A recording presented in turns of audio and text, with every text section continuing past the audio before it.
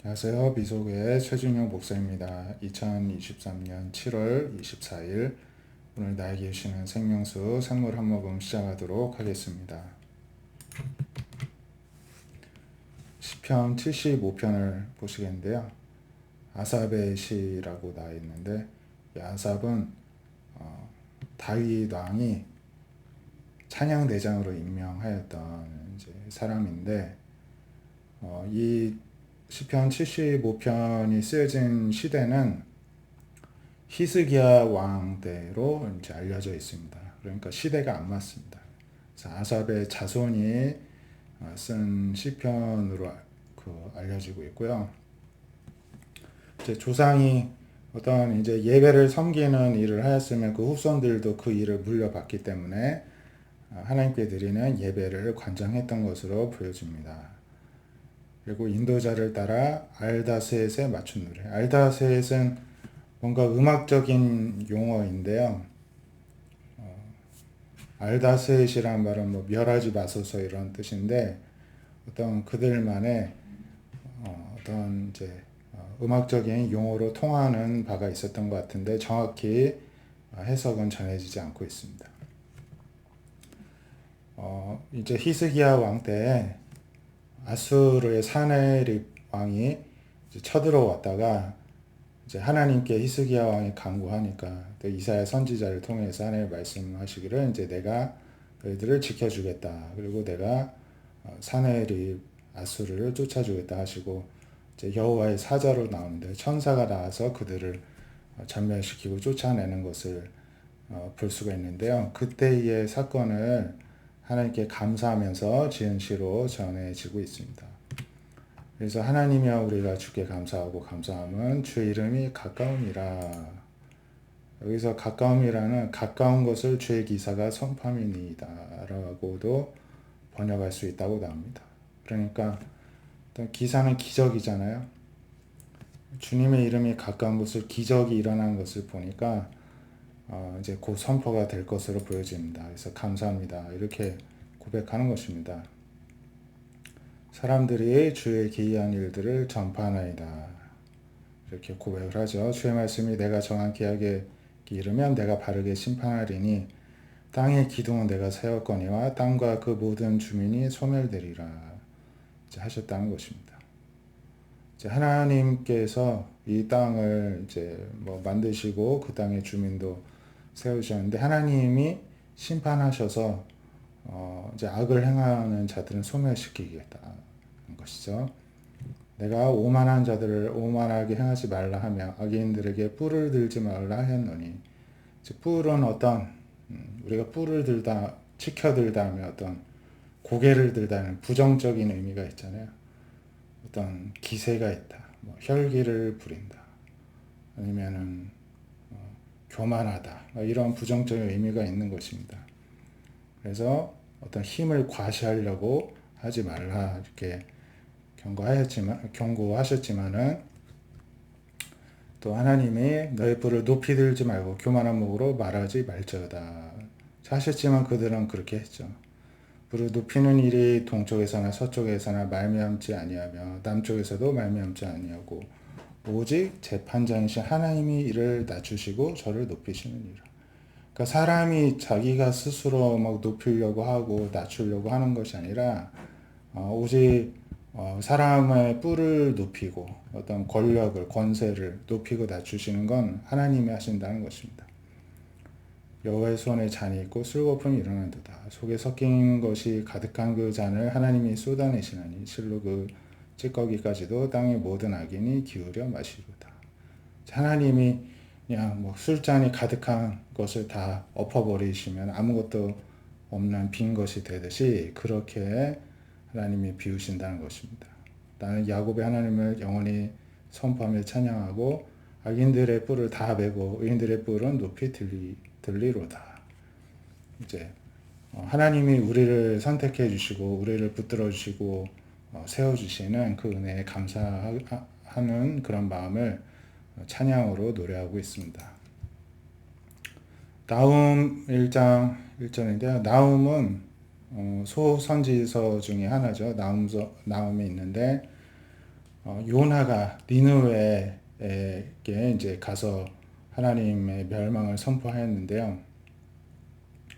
근데 요나 때 니느웨가 회개하였지만은 그로부터 한 150년 지나서 이들이 더 악해지고 더 교만해졌습니다. 그래서 하나님이 나홈을 통해 그들에게 멸망을 통보를 하십니다. 그리고 약 100년 좀 안 되는 시간이 지나서 정말로 바벨론과 메대에 의해서 아수르가 완전 멸망당하는 일이 일어나게 되었는데요. 1절에 보면 니느웨에 대한 경고 곧 엘고스 사람 다음에 묵시 그리라.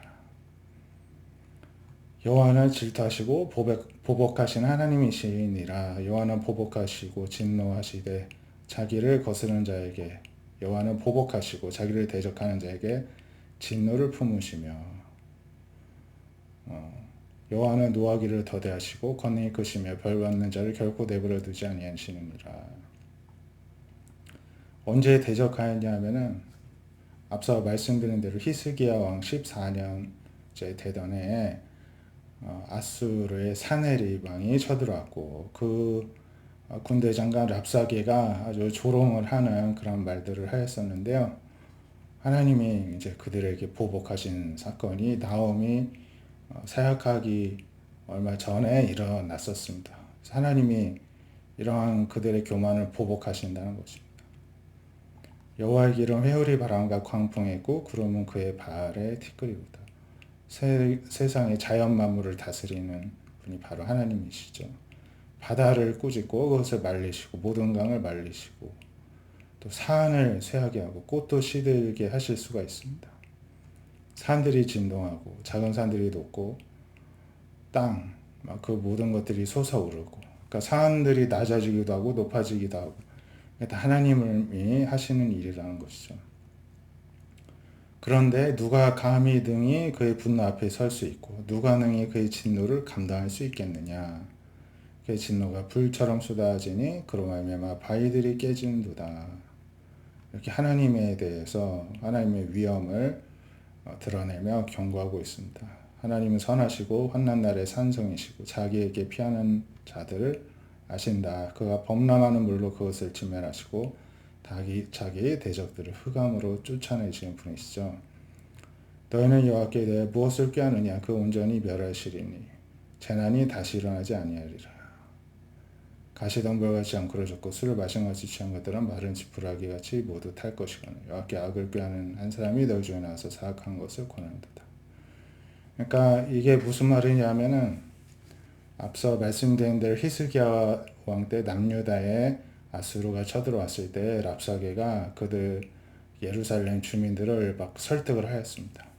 너희가 하나님께 막 기도한다는데 도대체 하나님한테 무엇을 꾀하기 위해서 지금 노력하고 있느냐. 하나님이 우리를 이렇게 세우시고 쳐들어오게 해주셨으니까 너희들을 공격하는 것이니 너희들은 항복하고 우리를 섬기라. 뭐 이렇게 이제 이야기를 하면서 또 겁도 주고 또 회유책도 이제 쓰려고 하였었는데요.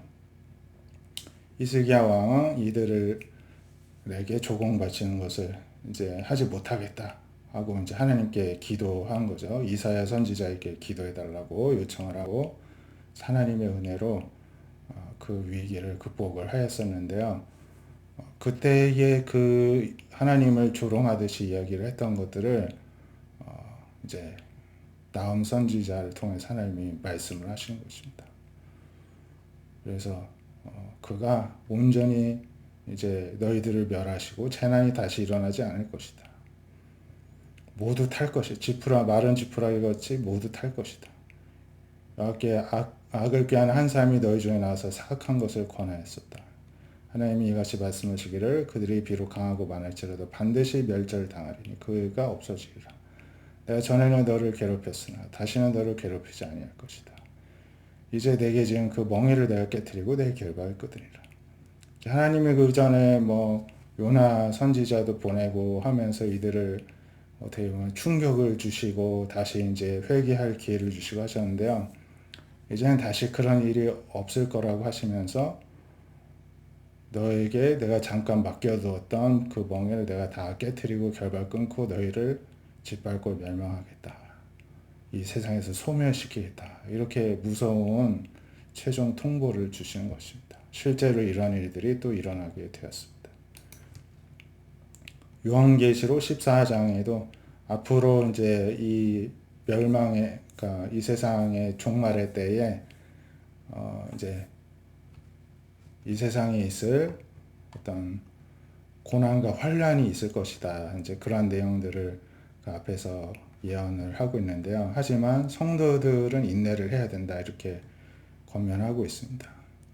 그들은 하나님의 계명과 예수에 대한 믿음을 지키는 자가 성도들인데 성도들의 인내가 여기 있다. 그래서 내가 들으니 하늘에서 음성이 나서 이르되 기록하라. 지금 이후로 주 안에서 죽는 자들이 복이 있도다 하시매 성령이 이르시되 그러하다. 그들이 수고를 그치고 쉬리니 이는 그들의 행한 일이 따름이라 하시더라. 그러니까 여기서 지금 이후에서의 이 지금이 언제를 가리키는가? 문맥상으로 봤을 때에는 그 마지막 때에 일어날 대환란이 끝난 이후로 라고 할 수가 있는데요. 사실은 이제 예수님이 오신 이후로, 예수님을 믿은 이후로라고도 또 할 수도 있겠습니다. 주 안에서 죽은 자들은 복이 있다는 것입니다. 왜냐하면 주님이 결국 다시 부활시켜 주시고 일으켜 세우시고 구원해 주시기 때문입니다. 그래서 이 마지막 날에 대한 환상을 기록하고 있는데요. 또 내가 보니 흰 구름이 있고 구름 위에 인자와 같으니 예수님이 앉아 계시는데 머리에는 금 면류관이 있고 손에는 예리한 낫을 가지고 계십니다. 그리고 또 다른 천사 성전에서 나와서 구름 위에 앉으니 예수님을 향하여 큰 음성으로 당신의 낫을 휘둘러 거두소서 땅의 곡식이 다 익어 거둘 때가 이르렀습니다. 이렇게 보고를 하니까 구름 위에 앉으시니 예수님이 낫을 땅에 휘두르니까 땅의 곡식이 거두어집니다. 예수님을 믿는 성도들이 하늘로 들려지고 구원받으면서 이제 천국 백성들의 대열에 합류를 하는 것입니다. 이번에는 악인들도 심판을 합니다.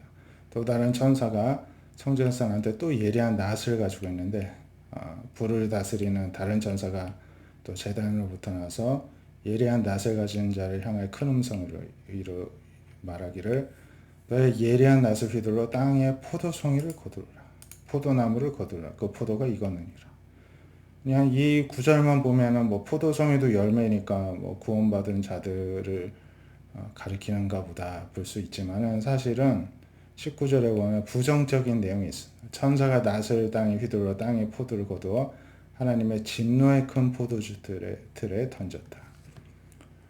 여기서 상징하는 포도는 예수님을 믿지 않은 선택받지 못한 구원에서 제외된 자들입니다. 이들이 가는 것은 하나님의 진노의 큰 포도주 틀입니다. 포도송이를 거두어서 포도주 틀에 넣고 그거를 이기고 이제 다져서 그 즙을 빼죠. 그래서 포도주를 만들고 하는데 포도송이 알을 으깨는 그 틀에다가 다 넣으라는 것입니다. 그리고 성 밖에 새 예루살렘 성 밖으로 데리고 가서 그 틀이 그 밖에 있습니다. 제외된 사람들이 가는 곳입니다. 그래서 그 틀에서 밟히는데 틀에서 피가 나는데 말 굴레까지다.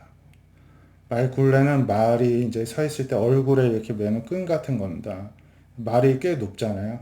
뭐 보통은 한 1m 50 뭐 이렇게 얘기했는데 더 큰 말들도 있더라고요.